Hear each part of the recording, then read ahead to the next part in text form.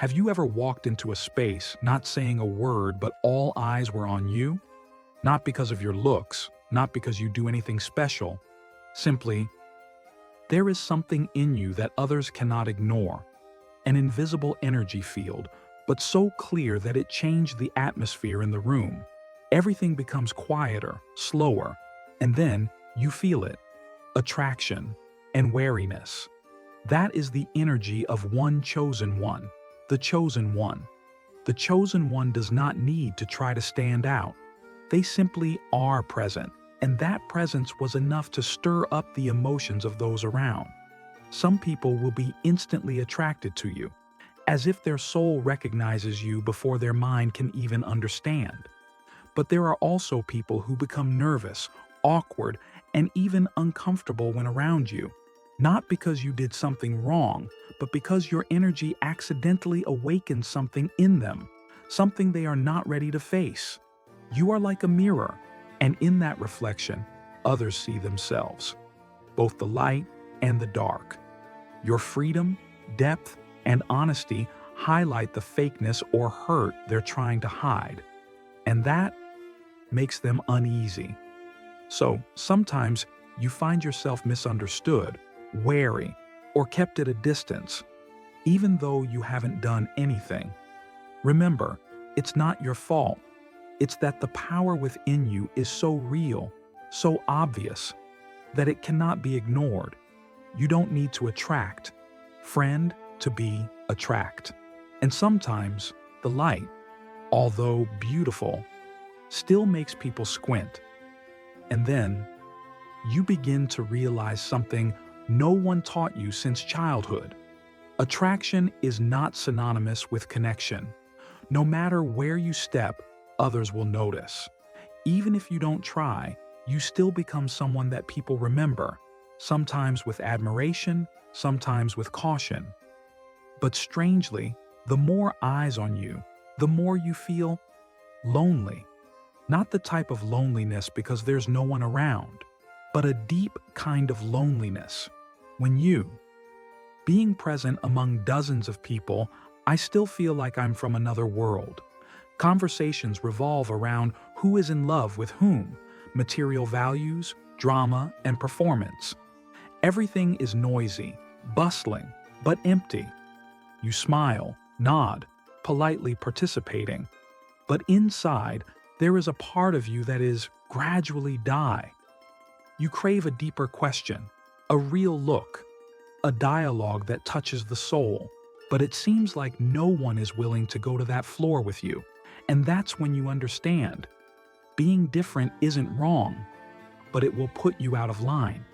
You don't live to please the crowd, but it's not easy when you feel like you're always the only one, not on the right frequency in places that are supposed to be connected.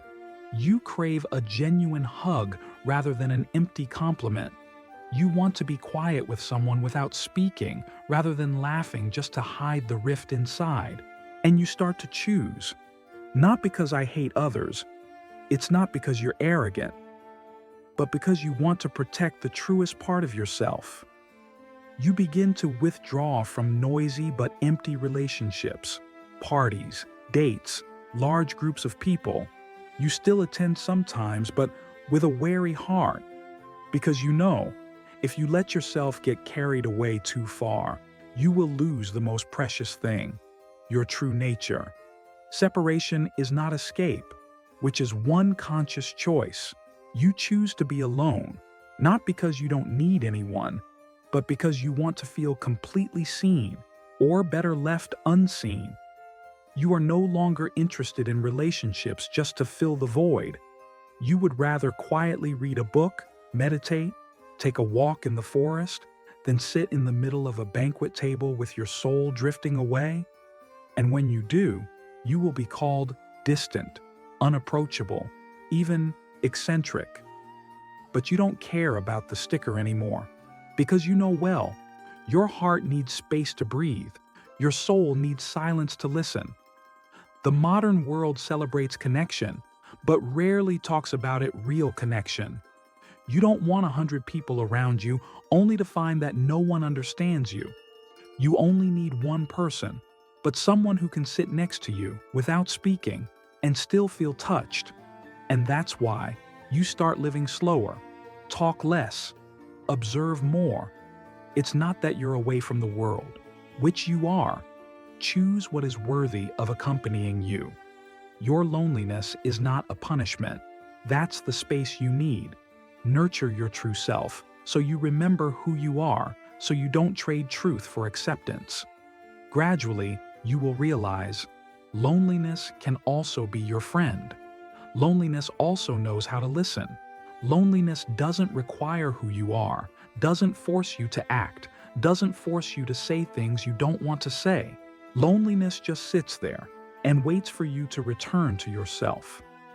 And when you are brave enough to step over the fear of being alone, you will find the most wonderful thing: freedom in separation itself. No more following outside eyes. No more looking for recognition. No more trying to belong where you don't belong. You start living with and for yourself. And at that moment, the universe will send you souls of the same frequency. Not much, but deep enough. Not perfect, but real enough. Noiseless, but will make you feel, finally, someone understands me, and you will smile. It's not because I'm no longer lonely, but for you, no longer afraid of loneliness. When you choose to live true to yourself, you will soon realize it is a path that not many people dare to take. Because living honestly is not just about having the courage to say what you think, which is dare to be true to your nature, even if it makes others uncomfortable. Not nodding because the whole group is nodding, not smiling when inside you want to be silent, not trying to make yourself smaller just to fit the majority's mold. And when you live like that, honestly, clearly, without beating around the bush, you will become light in the eyes of some people. But to many others, you become the mirror they are not willing to look into. Because the truth is rarely pleasant. Light does not only illuminate beautiful things, it also exposes hidden parts. And because of that, light is often misunderstood, even opposed. People are not afraid of you. They fear what you awaken in them. They are afraid that when they stand next to you, they cannot continue to pretend. They are afraid you will see through. Afraid you won't play by the safe rules. Afraid that with just one gentle word, you could make them face the part they've been avoiding for so long. And their instinctive reaction is to avoid you. You will find yourself separated from the circles you were once close to. You will see people who were once close gradually distance themselves. Not because you changed for the worse, but because you changed for the more real. And that truth, not everyone can bear it. Maybe you've experienced that. Express a sincere opinion, then find the space silent. Ask an honest question, then see the person turn away. Take the time to share, then receive strange looks. That feeling hurts, but also purification. Because light does not come to be loved. Light comes to clarify. And clarity is sometimes very lonely. And then you understand. You can't be everywhere. You can't be loved by everyone. You can't be gentle with fake things forever. Because the light within you, once awakened, won't let you go back to living in obscurity. That loneliness, you don't seek it, but you learn to live with it. You don't shy away from the truth, even though it leaves you alone, because you know well, keeping your light is the only thing that keeps you yourself. This world can make you feel like you're wrong for not being like them. But don't forget, a lot of people pretend to be asleep. Not because they can't hear the truth, but because they're not ready to wake up. And you're not here to wake them all up. You are here to keep the light within you from going out. To live right, even when alone. Because you know, real light don't need a crowd to shine. And then, one day, someone will be struggling in the dark, see you, and realize light is real. They will come, slowly, honest, noiseless, and you will no longer be alone.